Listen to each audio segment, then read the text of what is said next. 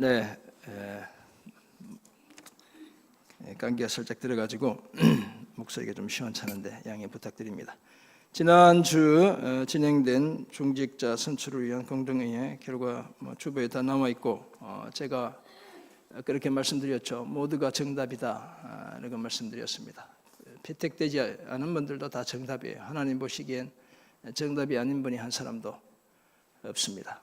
한결같이 아름답게 섬기며 달려가도록 그렇게 하겠습니다. 우리 함께 기도해 주시고 적극적으로 또 동참해 주셔서 성도님들께 감사드립니다. 이제 임직 절차들 진행되는 모든 것들도 같이 기도하며 잘 준비해서 참 진정으로 감사가 우러나는 그런 예배가 될 수 있도록 그렇게 준비하며 나아가도록 하겠습니다. 오늘은 종료주일인데 제가 시리즈로 하던 설교를 부활주일까지 계속할 계획이었고 그래서 6번째 마침내 얻은 것들이라는 제목으로 함께 말씀 나눠보도록 하겠습니다. 이미 오래전 이야기이긴 하지만 1996년에 우리나라의 정보통신부 주관으로 신규 통신 사업자를 선정한 적이 있습니다. 여러분 추억 속에 서울 이동통신, 나래 이동통신 다 들어보셨죠? 삐삐하던. 네. 그 당시 저는 LG그룹의 개인 휴대통신, 그때 용어는 PCS라고 이렇게 이야기했어요. 사업 면허 취득을 위한 특별 타스크포스 팀에서 일을 했습니다. 그때 국가에서 제정한 그 사업 면허 기준 점수 중에 선진 기술 취득이라는 항목이 있었어요.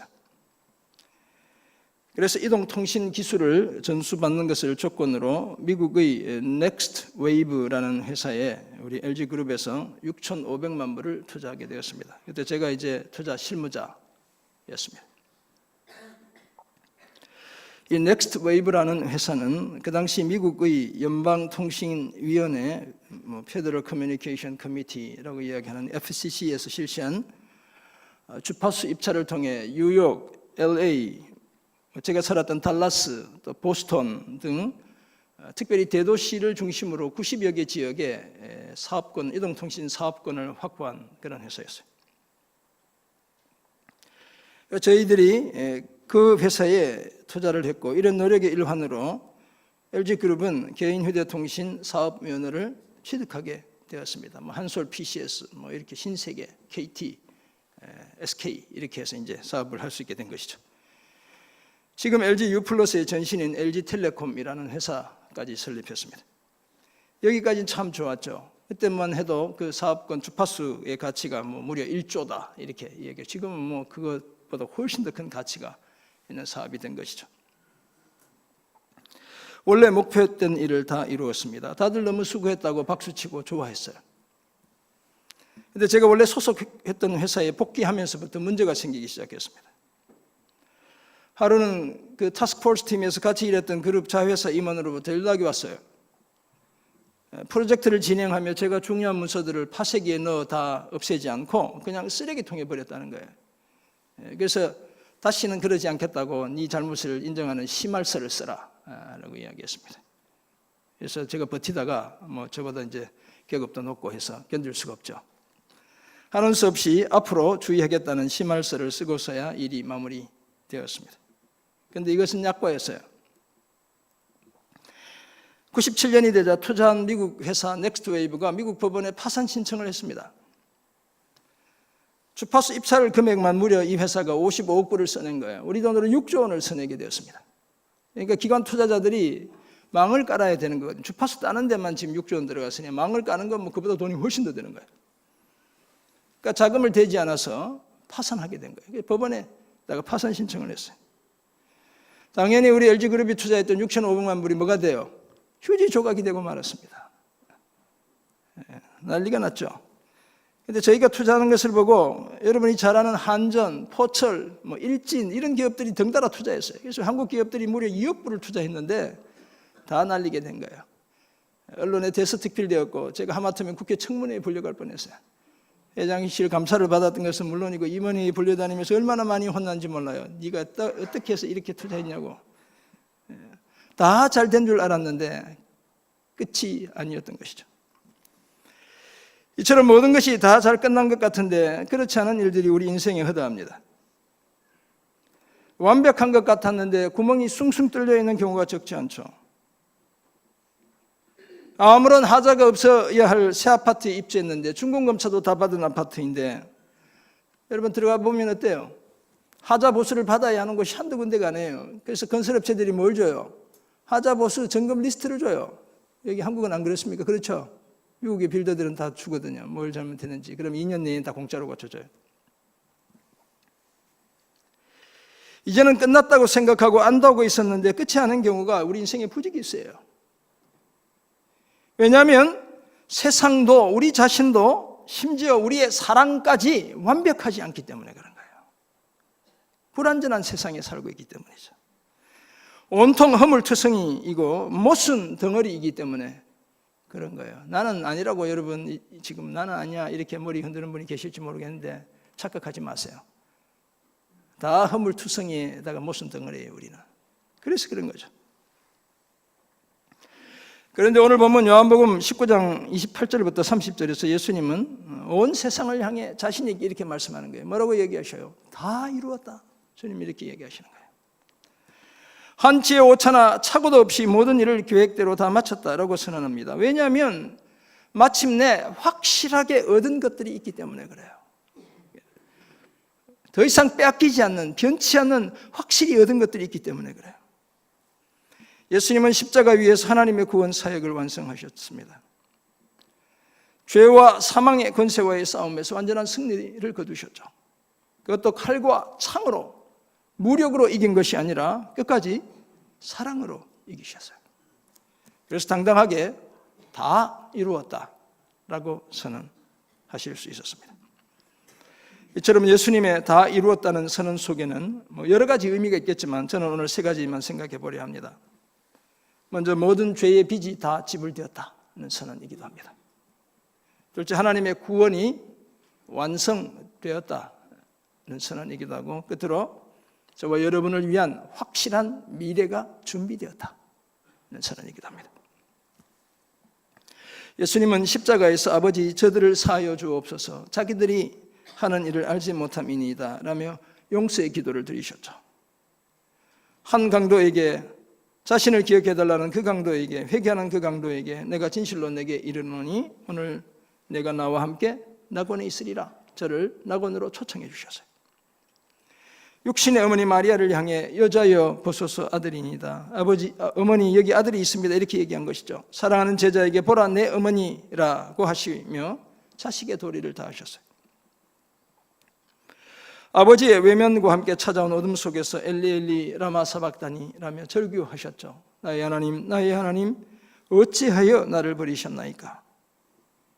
뿐만 아니라 온 인류를 대신해서 내가 목마르다라고 하셨습니다. 예수님이 엘리야를 부르는 줄 알았던 사람들이 예수님에게 신포도주를 스폰지에 적셔 우슬초이며 드리죠.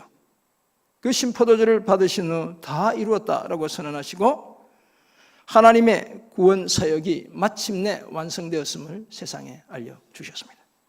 아마 이때는 큰 소리로 하셨을 것 같아요. 마지막 힘을 다해. 그리고는 머리가 숙여졌고 영혼이 떠나갔습니다. 가장 높이 머리를 두셔야 할 왕이신, 만왕의 왕이신 그분이 머리를 숙이셨고 자신의 영혼까지 저와 여러분에게 내어주시며 숨을 거두셨어요. 다음 주에 이 의미를 조금 더 생각해 보게 될 것입니다. 그렇다면 예수님이 자신의 십자가를 통해 마침내 얻은 것이 무엇이기에 고통과 절망의 십자가에서 다 이루었다라고 자신 있게 선언할 수 있었던 것일까요? 먼저 모든 죄의 빚이 다 지불되었기 때문에 그렇습니다. 오늘 본문에 따르면 해면에 적신 신포도주를 받으신 예수님이 다 이루었다라고 선언하시죠. 다 이루었다는 이 예수님의 선언은 지난주에 보았던 내가 목마르다는 말과 마찬가지로 헬라어로는 딱 한 단어예요. 신음 섞인 목소리로 아마 주님이 내가 목마르다 이렇게 하셨을 것 같아요. 딥소라고 주님이 이야기하셨어요. 딥사오라는 말에서 온 거거든요. 내가 목마르다. 헬라어는 독특하게 이 주어를 꼬리, 의미를 가지고 주어를 만들어요. 우리는 뭐 내가, 너가, 우리가 이렇게 하지만 그렇게 하지 않고 동사에다가 의미를 하나 붙이면 주어까지 다 되는 1인칭 동사가 되는 거예요. 내가 목마르다, 딥소라고 하신 다음 이번에는 아마도 큰 소리로, 이건 세상을 향한 다 이루었다는 선언이기 때문에 젖 먹던 마지막 힘까지 다녀서 큰 소리로 외치셨을 것 같아요. 어떻게 외치냐면 테텔레스타이 이렇게 주님이 외친 거예요. 지금 헬라어로 했을 경우에 이제 그렇게 우리가 생각해 볼 수 있습니다. 이 테텔레스타이 다 이루었다는 이 수동태거든요. 완료 수동태인데, 그렇다면 하나님이 다 이루셨다 이렇게 해석할 수 있어요. 다 이루어졌다라고 주님이 말씀하신 거거든요. 그럼 하나님이 다 이루셨다 이렇게 해석할 수 있어요. 다 이루었다는 의미를 가진 이 테텔레스타이의 헬라어 원형은 텔레오라는 말이에요. 이 텔레오는 제가 비덱이라는 그 헬라어 사전을 설교 준비하면서 다시 한번 봤더니 그게 세 가지 의미가 있다 이렇게 이야기해요. 첫째는 완성하다, 끝내다. 주님이 하신 그 테텔레스타이라는 말 속에 들어있는 의미가 완성하다, 끝내다는 의미가 있고, 둘째는 마땅히 해야 할 의무를 다하다는 의미가 있고, 그리고 끝으로 빚을 갚다는 의미가 있어요. 그래서 제가 오늘 그 세 번째 의미와 제 첫 대지를 같이 연결시킨 거예요. 통상 유대인들은 관역에서 벗어나는 것을 죄로 간주하죠. 우리가 화살을 쏘았는데 관역을 못 맞추고 옆으로 비껴나가는 것, 이게 유대인들이 생각하는 죄예요. 이 관역은 하나님의 기준을 의미하죠. 그렇다면 하나님이 정해두신 기준에서 벗어나는 것, 이것이 뭐라고요? 죄인 거예요. 그리고 이 죄는 유대인들은 또한 무엇으로 간주했냐면 빚으로 간주했어요. 우리가 빚진 것으로 간주했죠. 우리는 이 사실을 주님이 가르쳐 주신 주기도문에서도 발견하게 됩니다. 마태복음 6장 12절은 이렇게 기록되어 있어요. 우리가 우리에게 죄 지은 자를 사하여 준 것 같이 우리 죄를 사하여 주시옵고, 이렇게 되어 있죠. 여기서 우리가 죄 지은 자를 용서하다, 사하다는 말은 헬라어로 빚진 자를 용서해 주다는 그런 의미로 쓰여졌어요. 우리 죄를 사하여 주시옵고도 우리 빚을 탕감해 주시옵고, 이렇게 되어 있단 말이죠. 예수님이 제자들에게 10,000달란트 빚진 종과 100데나리온 빚진 종의 비유를 들려주신 것도 다 죄를 뭐로 여겼기 때문에, 빚으로 여겼기 때문에 그런 비유의 말씀을 주님이 들려주셨어요. 따라서 죄에서 벗어나기 위해서는 반드시 이 죄로 인해 진 빚을 어떻게 해야 돼요? 갚아야 되는 것이죠. 속량 또는 속죄라는 말에 들어있는 속하다는 말도 바치다 또는 대가를 지불하다는 의미를 가진 거예요. 다 죄를 빚으로 간주하는 데서 비롯된 용어예요. 우리말 속에도 다 그 의미들이 담겨 있는 거예요. 그래서 그리스도의 십자가는 대속의 십자가죠. 그리스도의 피값은 우리의 죄의 빚을 값으로 치르기 위한 속전이라고 이렇게 이야기하는 것입니다. 예를 들어 구속했다는 말은 대속하여 구원했다는 뜻인데, 원어로 그 의미를 보면 시장에서 값을 주고 사왔다 이렇게 사용하고 있어요. 다 죄를 빚으로 간주하고 그 죄값을 지불해야 한다는 의미로 사용되고 있습니다.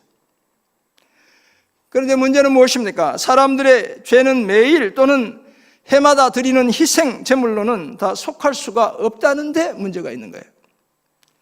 왜냐하면 제물 자체가 불완전하기 때문이죠. 뿐만 아니라 우리 자신이 연약하기 때문에 그래요. 그래서 속죄의 효과 또한 제한적일 수밖에 없습니다. 반면 불멸의 생명을 따라 멜기세덱 계보의 대제사장이 되신 예수님은 단번에 자기를 드려 사람들을 온전하게 해주셨어요. 십자가에 설리신 주님의 피로 영원한 속죄를 이루어 주셨어요. 온 인류의 죄의 빚을 한꺼번에 다 갚아 주신 것이죠. 그래서 예수님은 고통과 절망 중에도 다 이루었다, 하나님이 다 이루셨다라고 선언하실 수 있었습니다. 사랑하는 성도 여러분, 예수님의 이 선언 때문에 우리가 더 이상 빚쟁이가 아닙니다. 이제는 죄에 팔려 사망의 지배를 받아야 하는 그런 존재가 아닙니다. 예수님은 하나님의 일에 있어 자비하고 신실한 대제사장이 되어 백성의 죄를 속량하기 위해 우리의 형제가 되시기까지 하셨죠. 우리 죄를 씻기 위해 우리와 같은 인간이 되시기까지 하셨다는 거예요. 맏형이신, 맏오라비이신 예수님의 십자가 희생 때문에 우리는 더 이상 영적 신용 불량자가 아닙니다. 영적으로 파산한 자가 아닙니다. 죄의 빚은 청산되었고 이제는 십자가를 통해 새로운 삶을 시작할 수 있게 되었습니다. 다 이루었다는 예수님의 선언이 우리 영혼의 귓가에 들려올 때마다 죄의 빚을 자신의 피값으로 갚아주신 예수님을 기억하고 더 큰 은혜에 잠기는 저와 여러분 모두가 되시기를 주님의 이름으로 축원합니다. 아멘. 다 이루었다는 예수님의 선언의 두 번째 의미로 하나님의 구원 계획이 완성되었다는 의미가 그 속에 담겨 있죠. 예수님은 십자가에 달리시기 전에 이미 이런 말씀을 하셨어요. 요한복음 17장 4절을 보면 아버지께서 내게 하라고 주신 일을 내가 이루어 아버지를 이 세상에서 영화롭게 하였사오니. 우리 주님이 자신만만하시죠. 주님은 철저하게 하나님이 기뻐하시는 길을 걸어가시기 때문에 이런 선언을 기도하면서 대제사장의 기도라고 하잖아요. 우리 주님이 올려드린 기도하면서 이렇게 기도를 하시는 거예요. 여기서 이루어라는 말 있죠. 내가 이루어 아버지를 이 세상에 영화롭게 하였다. 이 이루어라는 말도 다 이루었다는 말과 같은 어원에서 온 거예요. 텔이라는 말 자체가 끝이라는 뜻이거든요. 다 텔레오, 텔레이오오 다 같은 단어에서 온 거예요. 하나님이 하라고 주신 일을 이루어 하나님을 영화롭게 하고 있습니다. 아버지, 이렇게 주님이 하나님께 기도하는 거예요. 그렇다면 아버지 하나님이 아들 예수님께 하라고 주신 일은 과연 무엇일까요? 요한복음 3장 16절은 이 일이 무엇인지를 잘 밝혀주고 있어요. 우리가 너무나 잘 아는 구절이죠. 하나님이 세상을 이처럼 사랑하사 독생자를 주셨으니 이는 그를 믿는 자마다 멸망하지 않고 영생을 얻게 하려 하심이라. 아멘. 죄 가운데 죽어가는 인류를 구원하는 일, 그런 사람들에게 불멸의 영생을 제공하는 일이 아버지 하나님이 아들 예수님께 하라고 주신 일이라는 거예요. 바울은 에베소서 1장 4절 5절에서 하나님의 구원이 창세 전에 이미 예정된 것이라고 말하죠. 곧 창세 전에 그리스도 안에서 우리를 택하사 우리로 사랑 안에서 그 앞에 거룩하고 흠이 없게 하시려고 그 기쁘신 뜻대로 우리를 예정하사 예수 그리스도로 말미암아 자기의 아들들이 되게 하셨으니. 바울이 요즘 편지를 썼으면 자기의 아들들과 딸들이 되게 하셨으니 이렇게 적었을 거예요. 옛날 때 적었기 때문에 그렇게 적은 거예요. 그래서 요즘 제가 가끔 말씀드리죠. 어떤 영어 성경은 아들들과 딸들 이렇게 붙기도 하고 형제들과 자매들 같이 적기도 해요. 그래서 하나님은 이미 세상을 창조하시기 전에 우리를 택하셨고 예수 그리스도로 말미암아 우리를 자신의 자녀로 삼기로 예정하셨죠. 그 구체적인 방법이 뭐예요? 하나님의 아들 예수 그리스도의 십자가인 거예요. 예수 그리스도의 피로 말미암아 속량 곧 죄 사함을 받는 것, 이것이 하나님의 구원 계획이었습니다. 예수님은 하나님 아버지의 이 뜻에 철저하게 순종해서 아버지를 공경하는 일에 전혀 소홀함이 없으셨어요. 십자가에서 죽기까지 예수님은 자신의 모든 행위와 말을 아버지께서 율법과 선지자들을 통해 예언하신 그 말씀에 맞추고 계신 것이죠. 그리고는 그 계획을 완성하시기 위해 자신의 목숨을 십자가에서 바쳤습니다. 아더 핑크라는 분이 계셔요. 이미 오래전에 돌아가신 분인데 이분이 자신의 책 가상칠언 그 의미와 적용에서 예수님의 다 이루었다는 선언의 의미를 몇 가지로 정리하고 있어요. 제가 한번 소개해 보면 죽기 전에 자신에 관해 기록한 예언을 다 성취하셨다, 이런 의미가 있다는 거예요. 두 번째, 자신의 고난을 완성하셨다. 세 번째, 성육신의 목적이 이루어졌다. 속죄가 완성되었다. 죄가 끝장이 났다. 율법의 요구가 다 충족되었다. 사단의 능력이 무너졌다. 이렇게 의미를 다 이루었다는 의미를 정의했어요. 한마디로 말하면 하나님의 구원 계획을 완성하셨다, 이렇게 우리가 이해할 수 있어요. 그래서 예수님은 고통과 수치와 절망의 십자가 위에서 오히려 세상을 향해 다 이루었다, 하나님께서 다 이루셨다 라고 선언하실 수 있었습니다. 사랑하는 성도 여러분, 예수님이 죄인으로 간주되어 죄인들과 함께 십자가에 달리신 것도 하나님의 구원 계획 속에 포함된 것이죠. 그 계획에 따라 온 인류의 저주를 한 몸에 다 받으셨습니다. 자신이 저주를 받으심으로 저와 여러분을 율법의 저주에서 속량해 주신 거예요. 값을 주고 대사 오신 거예요.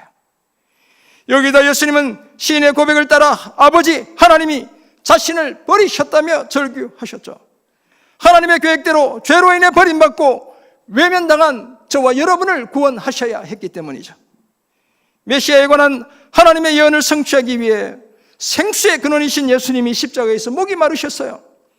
하늘에서 벌어지는 그 화려한 만찬에 가장 값진 고급진 와인을 마셔야 할 그분이, 포도주를 드셔야 할 그분이 초로 변한 값싼 포도주를 드셔야 했죠. 그래서 우리 대신 목마르시고 영원히 목마르지 않는 생수를 공급해 주신 거예요. 무덤에서의 부활도 하나님의 구원 계획을 완성하기 위해서였죠. 부활을 통해 확실한 생명의 길을 저와 여러분에게 주님이 열어두신 것입니다. 예수님의 다 이루었다는 선언은 그토록 수많은 모형들이 지금까지 고대해왔던 일, 성막과 예배의식을 통해 그토록 많이 예시되었던 메시아에 관한 일이 지금 완성되었다는 뜻이죠. 또한 그토록 수많은 하나님의 예언자들이 말해왔던 그 예언들이 지금 다 성취되었다는 뜻입니다. 하나님의 약속은 이행되었고 구원 계획은 완벽하게 성취되었죠. 죄의 빚은 다 지불되었고 죄와 죄책감은 이제 끝장났습니다. 하나님의 구원 계획은 이미 완성되었다는 사실을 기억하고 죄와 사망의 어두운 그림자에서 벗어나 항상 밝은 빛의 세계에서 살아가는 저와 여러분 모두가 되시기를 주님의 이름으로 축원합니다. 아멘. 다 이루었다는 예수님의 선언의 또 다른 의미, 확실한 미래가 준비되었다는 것입니다. 우리 주님은 정말 당당하시죠. 십자가 위에서 외치신 다 이루었다는 예수님의 선언은 사탄의 가장 강력한 권세인 죄와 사망에 대한 승리의 선포였어요. 그리고 그것은 보면 어떻게 보면 또 하나의 역설이죠. 왜냐하면 사람들이 보기에 지금 예수님이 어떻게 되고 있어요? 어떻게 되어가고 있는 거예요? 죽어가고 있는 거예요. 이제 곧 죽을 사람이 뭐라고 선언해요? 다 이루었다라고 이야기하는 거예요. 엄청난 역설이죠. 사람들은 이제 너는 이제 끝이야 라고 얘기하는데 주님은 그게 아니야 라고 얘기하시는 거예요. 죽어가면서도 주님은 승리를 외치고 계셔요. 그래서 이제 죄는 더 이상 예수를 믿는 우리를 지배하지 못하게 되는 거예요. 왜냐하면 주님은 자신이 부활하실 걸 알기 때문에 그렇죠. 죄책감은 더 이상 우리를 자신의 노예로 삼을 수 없습니다. 무덤에서의 3일이 지나면 예수님은 영광의 몸으로 부활하시게 됩니다. 예수님의 부활은 모든 잠자는 자들의 부활의 첫 열매입니다. 범죄한 인류의 조상 아담 안에서 모든 사람이 죽어야만 했던 것 같이 이제는 부활하신 예수 그리스도 안에서 새로운 삶을 얻게 됩니다. 그래서 예수님의 다 이루었다는 선언은 예수를 믿는 사람들을 위한 확실한 미래가 준비되었다는 선포였던 것입니다. 사실 우리 그리스도인은 삶도 죽음도 두려워하지 않습니다. 정말 예수를 믿는 사람은 살아가는 것도 죽는 것도 두려워하지 않죠. 요한복음 14장에서 예수님은 죽음을 앞에 두고 제자들에게 이렇게 말씀하시죠. 제자들이 엄청 걱정하고 있거든요. 주님이 자꾸 죽는다 지금 3번이나 연속 주님이 죽는다고 이야기하는 거예요. 요한복음은 그걸 다 실어내고 있지 않지만 마태복음이나 마가복음을 보면 주님이 내가 죽는다 계속 이렇게 얘기하는 거예요. 여러분들도 제가 뭐 이런저런 얘기하면 그런 얘기는 하지 마세요 이렇게 하잖아요. 주님도 자꾸 내가 죽고 떠난다고 하니까 제자들이 싫은 거예요. 그러지 마세요. 근데 이제 또 이제 막 마지막에 정말 이제 죽으실 것 같으니까 제자들이 걱정이 이만저만이 아니었던 것 같아요. 그래서 주님이 뭐라고 얘기하셔요? 너희는 마음에 근심하지 말라. 하나님을 믿으니 또 나를 믿으라. 내 아버지 집에 거할 곳이 많도다. 그렇지 않으면 너희에게 일렀으리라. 내가 너희를 위하여 거처를 예배하러 가노니 가서 너희를 위하여 거처를 예배하면 내가 다시 와서 너희를 내게로 영접하여 나 있는 곳에 너희도 있게 하리라. 주님이 위로의 말씀이죠. 주님의 이 말씀에 따르면 세상이 무슨 짓을 하든 심지어 폭탄이 날아들든 쥐옥이 날뛰든 우리는 상관없습니다. 흔들려야 할 이유가 없는 거예요. 그 어떤 것도 우리를 우리 주 그리스도 예수 안에 있는 하나님의 사랑에서 끊을 수 없기 때문이죠. 왜냐하면 예수님이 십자가를 통해 저와 여러분을 위한 확실한 미래를 준비해 주셨기 때문에. 그래서 바울은 예수 그리스도와 그의 십자가에 못 박히신 것 외에 아무것도 알지 아니하기로 작정했다고 고백하는 것입니다. 십자가의 생을 통해 예수님이 1차적으로 성취하려 했던 일은 우리의 죄와 허물을 씻어내는 일입니다. 당연한 것이죠. 우리를 죄에서 속량하고 구원하는 일이 예수님의 1차적인 목표였어요. 그러나 이것이 전부가 아니죠. 예수님은 아담 안에서 비롯된 우리의 절망을 끝장내고 단번에 자신 안에서 새로운 삶을 이루려는 목적도 함께 가지고 계셨어요. 우리의 과거와 현재와 미래에 동시에 영향을 끼치기 위해 예수님은 십자가를 지신 거예요. 어제 우리의 지은 죄, 오늘 우리가 짓는 죄를 용서하시기 위해서뿐만 아니라 내일 우리의 삶을 확실하게 보장해 주시기 위해 십자가를 지신 거예요. 과거의 죄와 허물을 씻어버리고 지금 이곳에서 믿음으로 살게 하시며 천국에서 영원히 함께 거할 장소를 마련하시기 위해 십자가를 지셨죠. 그리고 주님이 뭐라고 선언하셔요? 다 이루었다 라고 선언하시는 거예요. 저와 여러분을 위한 확실한 미래가 준비되었다는 선언이었습니다. 사랑하는 성도 여러분, 하나님은 두루 도는 불칼로 지키시던 생명나무, 아담이 범죄한 이후에 우리 옛날 성경은 화영검으로 지켰다 이렇게 얘기하는데, 불칼로 지키던 생명나무가 예수님의 하나님의 아들이 못 박혀 죽는 십자가가 되게 한 거예요. 그리고 그 칼은 하나님의 칼집으로 다시 꽂아 넣으셨어요. 이제 십자가로 다가가도 우리는 죽는 것이 아니라 그 생명나무로 다가가도 우리는 더 삶을 누리게 된 거예요. 이제는 죄와 사망이 아니라 의와 영생이 우리 삶에 가득하게 하셨습니다. 이것이 예수를 믿는 저와 여러분이 누리는 복인 것이죠. 확신인 것이죠. 지난 화요일 제자반에서 얼마 전 너무나 효심이 깊고 잘생기고 신앙까지도 너무나 좋았던 33살의 아들을 심장마비로 급작스럽게 하나님 곁으로 떠나버린 한 어머니가 장례를 마치고 지인들에게 전한 감사의 글을 우리 집사님 한 분이 소개하셨어요. 그래서 제가 양해를 구하고 오늘 설교에 좀 사용하겠다 이렇게 확인받고 소개해드려요. 너무너무 가슴 아픈 일이잖아요. 33살 먹은 정말 사랑하는 그 아들, 믿음도 너무너무 좋고 효도도 너무너무 잘하고 부모님을 위해 정말 온갖 수고를 아끼지 않는 교회에서 충성스럽게 섬기는 귀한 아들을 잃어버린 그 어머니가 이렇게 적으셨어요.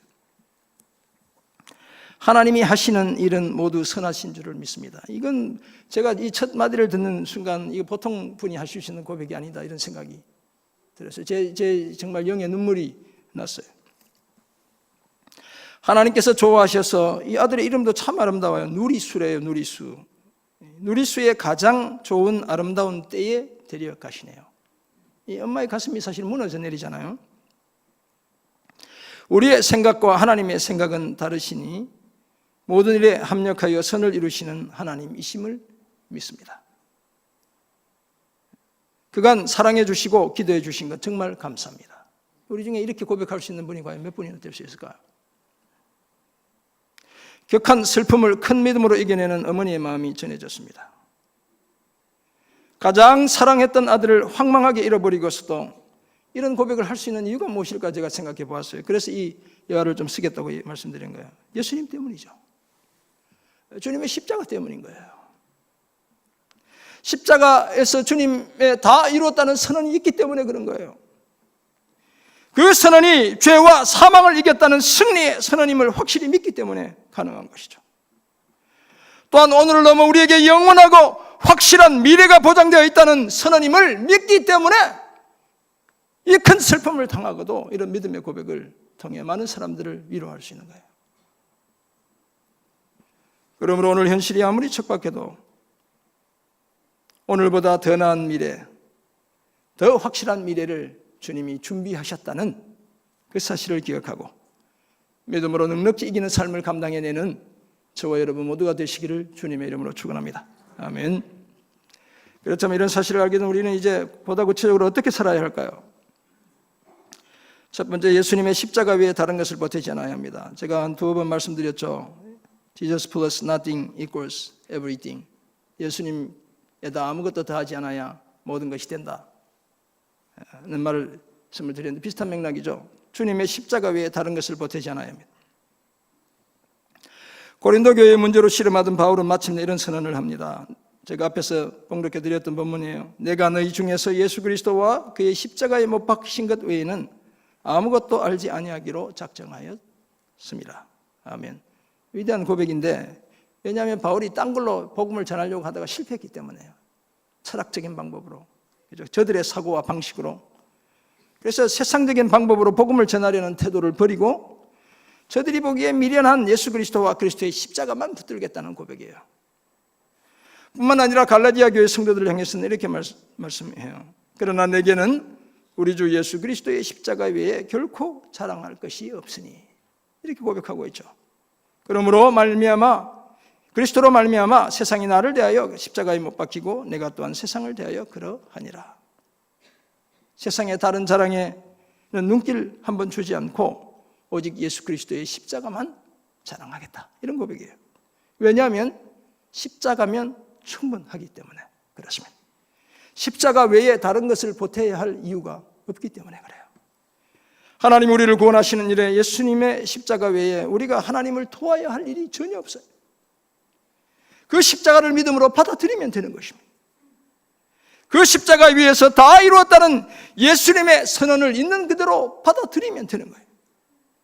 예수님의 십자가에 아무것도 보태지 말고 그저 그 십자가를 받아들여 구원의 은혜를 마음껏 누리는 저와 여러분 모두가 되시기를 간절히 소원합니다. 아멘. 두 번째 적용점, 하나님이 주도하시는 새로운 삶을 시작해야 합니다. 내 힘으로 하면 번번이 실패할 수밖에 없어요. 하나님이 주도하시는 새로운 삶을 우리는 시작해야 해요. 우리 사역반 식구들이 같이 읽었지만 C.S. 루이스는 자신의 책 순전한 기독교에서 이런 말을 하고 있습니다. 하나님이 우리를 만드셨습니다. 사람이 엔진을 처음 만들었듯 인간을 처음 만드셨습니다. 차는 휘발유를 넣어야 달릴 수 있게 만들어졌기 때문에 다른 것을 넣으면 달릴 수 없습니다. 차는 반드시 휘발유를 넣어야 되죠. 제가 미국에서 목회할 때 한국에서 유학 온 우리 교회 자매 유학생 하나가 어떻게 들어가지도 않는데 경유를 휘발유 차에 넣었어요.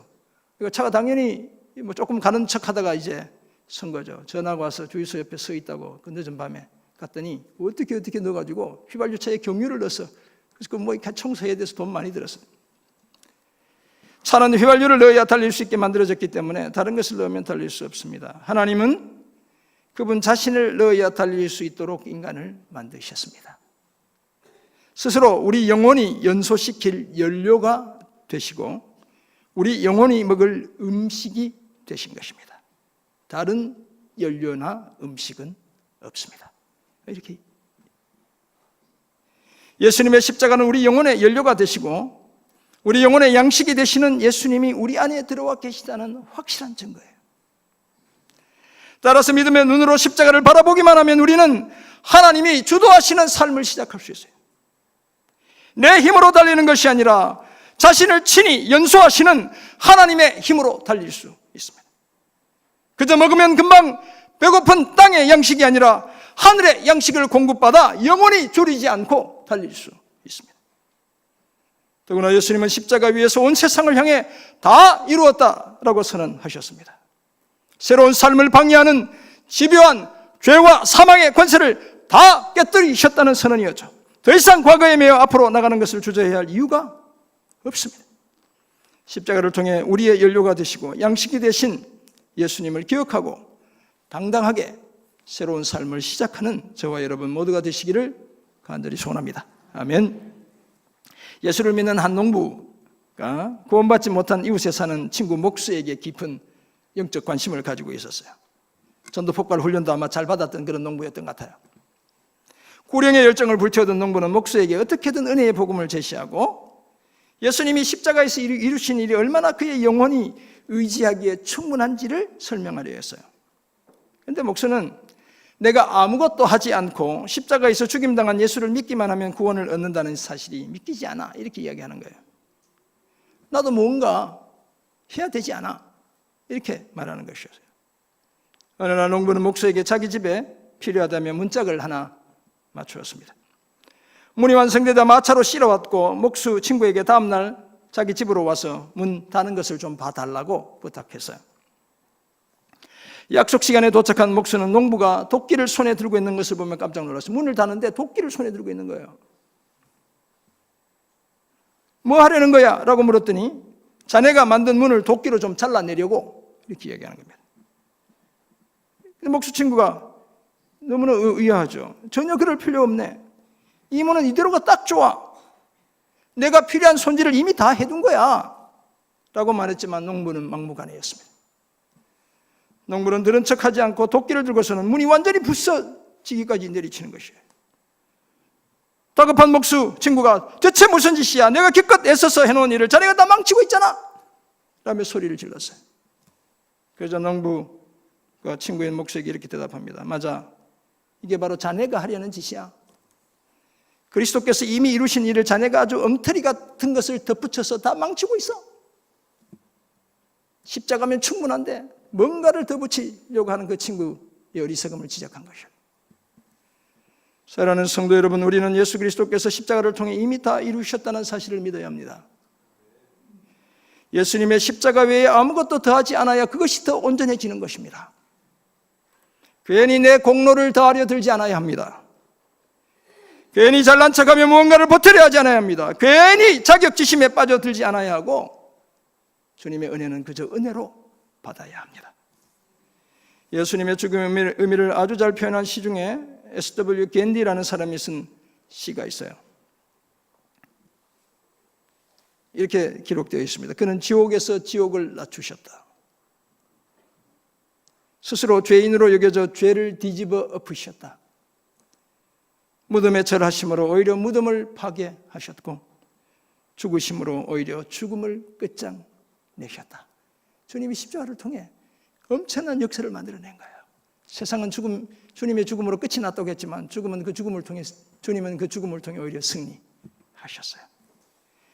이처럼 예수님은 자신의 십자가에서의 고통과 절망과 죽음을 통해 온 인류의 죄의 빚을 다 갚아주셨습니다.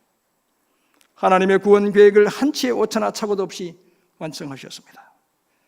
하나님과 자신을 믿는 사람들에게 확실한 미래를 준비해 주셨습니다. 이 예수님을 기억하고 죄와 죄책감의 그늘에서 벗어나 빛과 생명으로 나아가고 패배자의 그 짙은 그림자에서 벗어나 승리자의 자리로 나아가며 삶의 불확실성에서 벗어나 확실한 평화로 나아가는 저와 여러분 모두가 되시기를 주님의 이름으로 축원합니다. 아멘. 기도하겠습니다. 하나님 아버지, 오늘 우리에게 주신 말씀을 기억합니다. 죽음을 목전에 둔 그 마지막 순간 주님이 그 십자가 위에서 외치신 다 이루었다, 하나님이 다 이루셨다는 그 선언이 오늘 우리 모두의 귓가에 다시 한번 들려지게 하옵소서. 더 이상 죄와 죄책감의 노예로 살지 않게 하옵소서. 구원의 확신 속에 살아가게 하시고 주님께서 열어가시는 그 아름다운 미래 소망하며 믿음으로 승리하며 한 걸음 한 걸음 믿음의 경주 나아가는 저희 모두 되게 도와 주옵소서. 감사드리며 존귀하신 예수 그리스도의 이름으로 기도드립니다. 아멘.